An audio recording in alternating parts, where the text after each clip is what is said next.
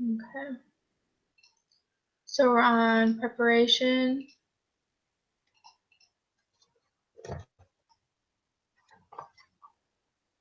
Lesson 13. Yep.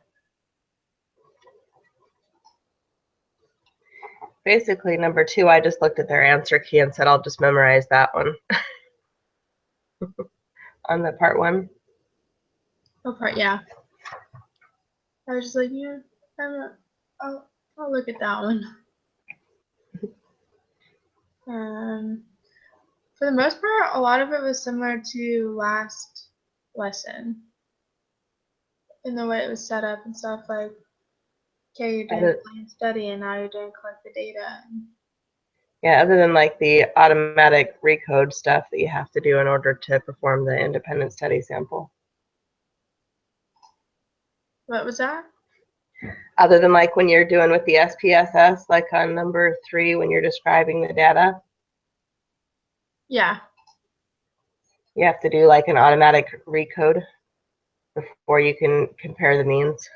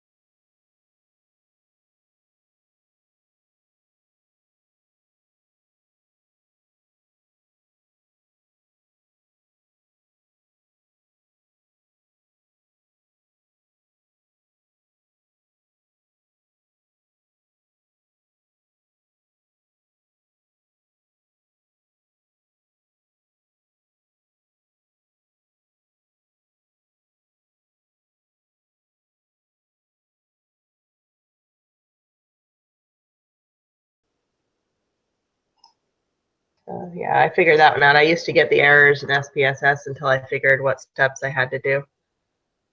Yeah, like So does it go over SPSS in the videos, or is it using Excel? it does both.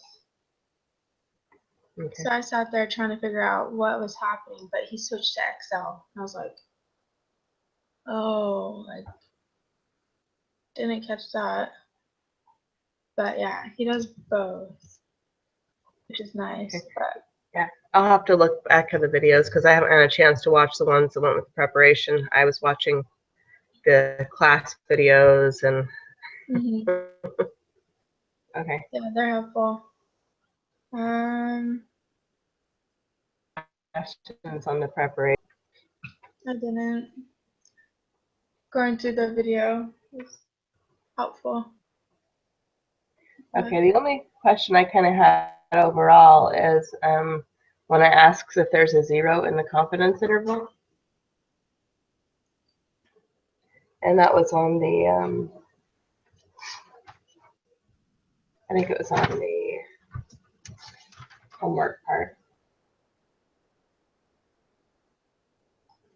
So have you done the group quiz yet?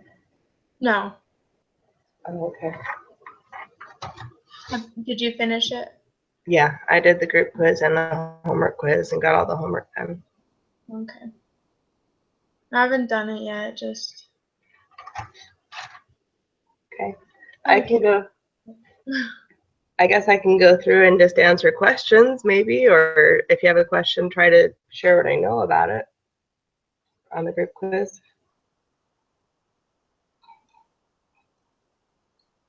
What time do you have to leave? You have to leave at 10? I was supposed to be around 10. My sister called me and asked me if I could call her at 9:30. I'm like, we'll see how long my meeting goes. So I thought we were gonna just like have a quick meeting. So No, that's fine. We can do that. if we want to go through the group quiz. Is it like the what's it called? Is it like the preparation at all? It seemed like it was. Basically, you're finding degrees of freedom. Yeah. You're doing the test statistic, p-value, and you have to remember whether it's 1/10 or 2/10 on the p-value so that you can know whether to divide it by 2 or not. Okay. And then you are using the SPSS to identify specific groups. And that's where you do like on the first one, or no, like for numbers 6 through 10, you kind of have to go through and use the SPSS and automatic recode your data to be able to separate it out before you analyze it. So when you say automatic recode, I wasn't. Yeah, so it's under trend. If you look, are you in SPSS right now? Yeah. If you look at the top, there should be a pull-down menu that says transform. Yep. And then you go down, and then there's a little halfway down or so, it says automatic recode. Okay. And then that's where you have to choose a variable and give it a new name, and then add the new name, and then do like group 1, group 2, and then that will set it up to where you can run the data on SPSS for an independent sample one. So if you want to just go through the test, open up. Because I followed along with the. What was that? I think I did it differently. Because I got the independent, like, samples test and stuff. So, like, at first he said go to descriptive statistics in SPSS, and then we went to explore.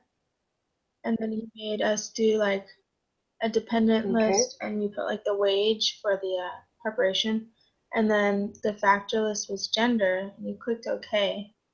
And then once you were there, you went to analyze, and then you went to compare means over to independent samples t-test. Right. Yeah, I still do the analyze, compare means, and independent samples and t-test, but the step before that is just basically recoding your data so it will read between one group, determine between the two groups. So why don't we just go through that part and I can walk you through how I did it. Okay. So then you can see how that works for this. So when it does automatic recode, is it just splitting up the females and the males basically? Well, yeah. For instance, the one that's going to be on the group quiz is going by city, right? The variable is going to be your city. And, I gave it a new name of like office because they were trying to figure out, I think there was 2 designations of office or something. And so in the book, if you remember when we were in our reading, it said to name it code, BE after when you do the, I guess I can show you where that's at on the reading. It was in,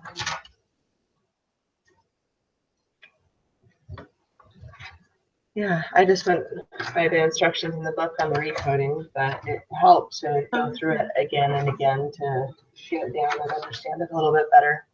It's on 3.1.1 automatic recode instructions. And that's under, yeah, are you in the book? Yeah. And it talks about how you do that to transform the automatic recode. And it says that you move the variable because they wanted to look at gender, right? Because they wanted to decipher between the 2 in that one. Yeah. So then they had you do the variable and give it a new name, and they said that they just used the, like the group and then put code in caps after it, naming it so they knew which one it was. Brother Doria does not put the code in it. He just gives it a new name. So I had to kind of go by the instructions that I learned in the book on that. Okay. So for the preparation, did you follow this? Follow like what I'm just telling you right now? Yeah. Yeah. Okay. I guess there's a couple different ways to do it. Because it says that, in math there usually is, right? Yeah. It's true one way, it's true another way. Whatever way you get it. You can self-check a couple different ways and make sure you're doing it right. Yeah. But yeah, that's what I did for that. So if you want me to take you through on the group homework quiz, I can try and show you how we did that to get those answers, because they said if you don't define it properly, identify it properly, then it's going to give you the error message in SPSS. Okay. Yeah, the error that I kept getting, it just said that it was empty. Like it wouldn't create a table. Right. And so after I looked at the video, I think it was probably because I was doing it from the variable view instead of the data view. So I was trying to analyze it from that view, and it wouldn't pop anything up. So I think it was just the tabs were bad.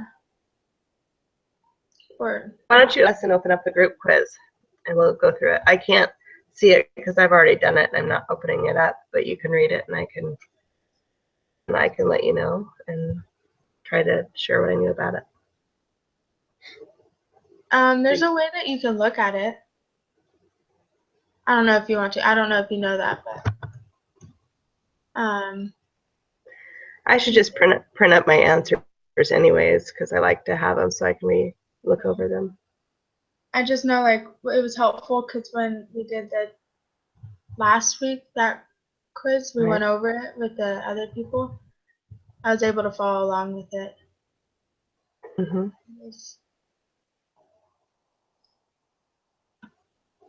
So I'm getting into my BYU.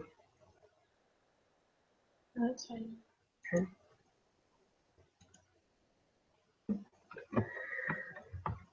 Okay.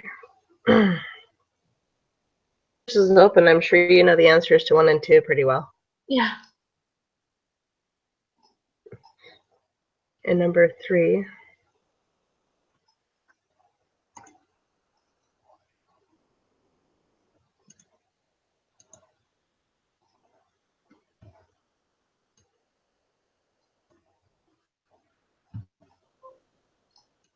Okay, we're doing homework quiz number 13. Yeah. You just look at there's a submission thing.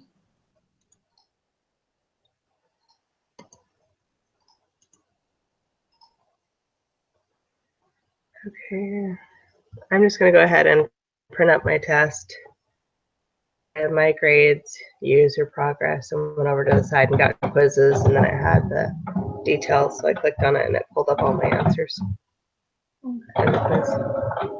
So just wait a minute while that prints out. But you can go ahead and read number 3. What are the requirements?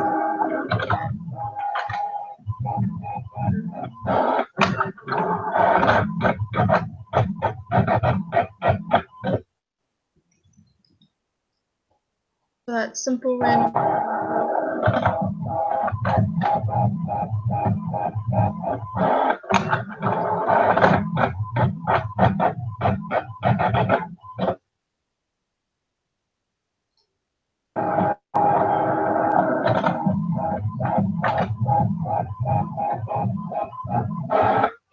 Okay.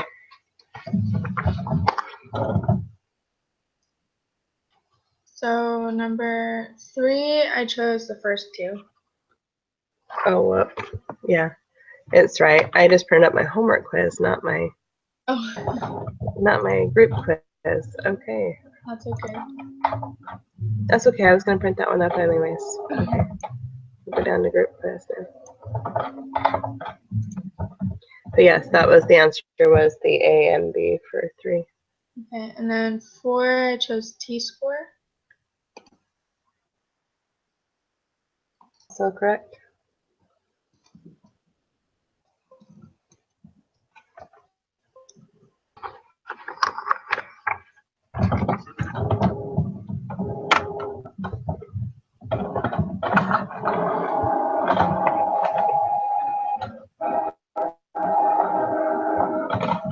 I'm such a paper person. I'm really not good at like stuff on my screens.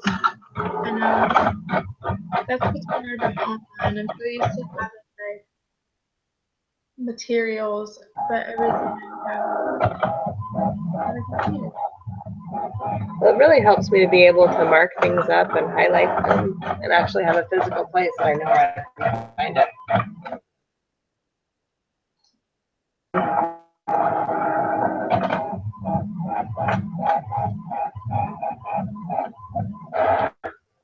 I've got it. So Number 5, I chose the second one.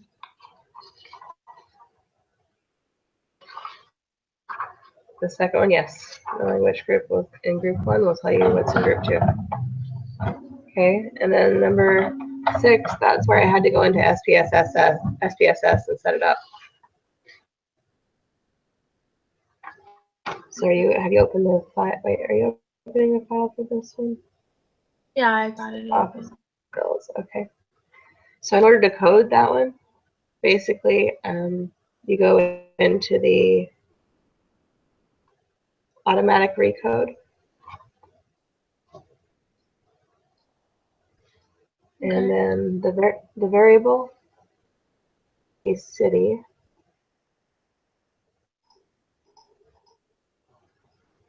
Let's see, and I don't have my SPSS up. But then you put in the new name. You put in, that's what you put. I think I put office and then capital CODE.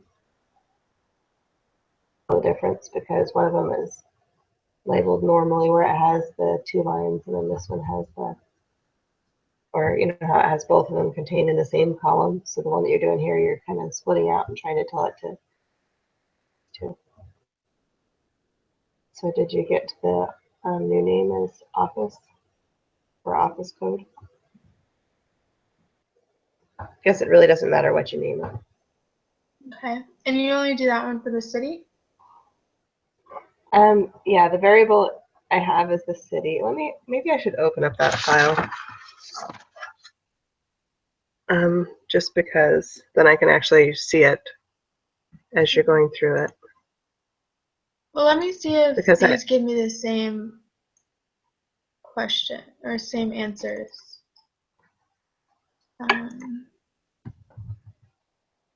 Maybe you don't have to do it.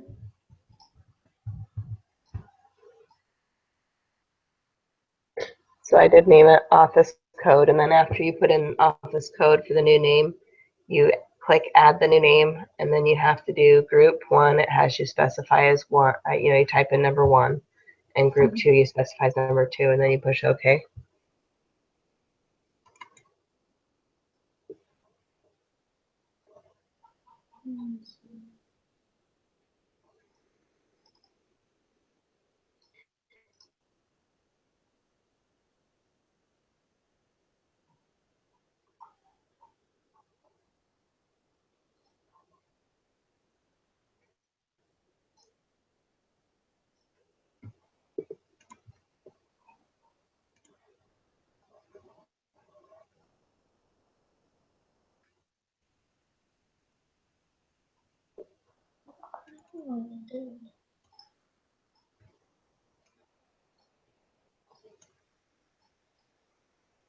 So I added the new name.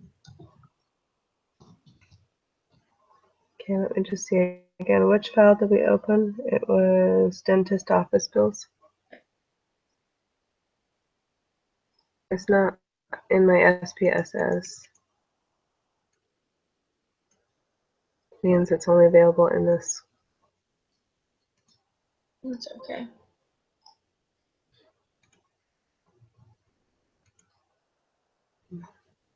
Okay.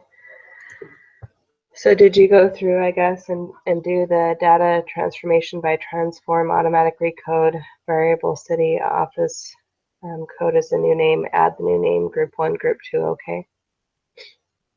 Where did you do the group 1, group 2? It's within that same window that you're typing in the new office. The variable is the city in the new office under the transform automatic recode. If you type in the new name office and then below it, it has a button that you push and it says add new name.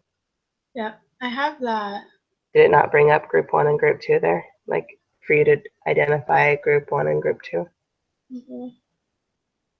It didn't bring that up? I'm gonna delete this and start over. Transform automatic recode.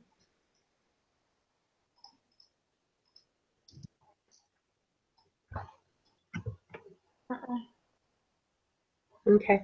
Well, maybe they'll have you do it in the analyze. Let's go to the next step then and do the analyze compare means independent samples t-test. And within that box, you have to do the test variable, which is going to be your dentist bill. Okay.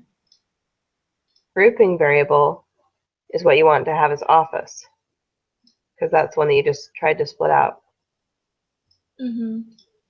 Then I have group And 1 then you do, on here.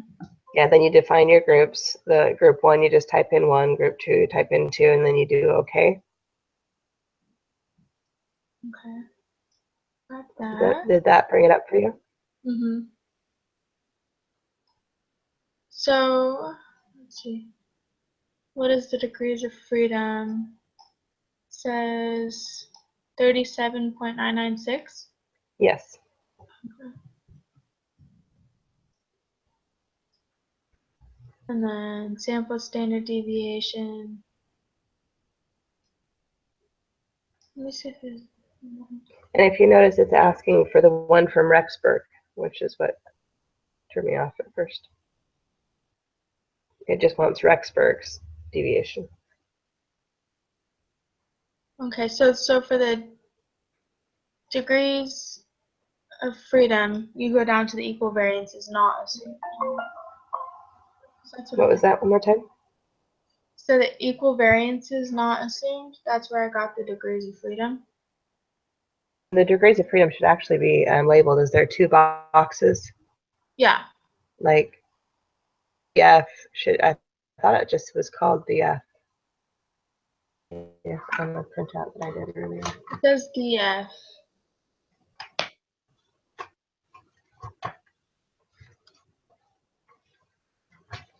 Okay. I'm just looking at the bottom one because that's what the corporation did. So this one's asking for different. Right, the bottom one is for both of them. And then it wants you to do the standard deviation for Rexburg. And if you look at the data, it should have the The top box should have it broken out with Mhm. Rexburg versus whichever Yeah. Harrison City it was. And that's the one where you would find the SD. Yeah. But the box below kind of combines both of them, and you go by the bottom row. So, yeah, in order to get the, okay. Yeah, it should have the actual DF in a box on it. I'll show you one that I printed out. And it was for one of the preparation things. But the DF, it just has the DF right there. Uh-huh. So it actually has the DF labeled for you. Okay. So, for the test statistic, that's just the T box right next to it, right? Yes. So that's negative 0.434. Let me get back to that. Negative 0.434, yes. And then the P is the sig. Yes, but that's showing us the SIG is two-tailed here. In the answer that you're getting in SPSS, it's always two-tailed. Yeah, but we need So you one. need to go back and read through the question. And if it's just one, you divide it by 2. Alright, and then you got 0.413. For the p-value? Yeah. And the p-value should be under the sig 2 tailed. And that was 0.666. And if you divide that by 2, then it gives you the one tailed, which should be 0.333. Oh, I was looking at the other sig. Yeah, you need to go back to the bottom one. So like if two boxes over, there's a sig, and then it's T, then DF, and then sig two-tailed. Oh yeah, always go for the sig 2 tailed. I've never looked at the other sig. Alright, that's stupid. Yeah, so the sig 2 tailed is where you get the 0.666 divided by 2 is 0.333. I got that, and then it's 10. You're looking at your p-value versus the alpha.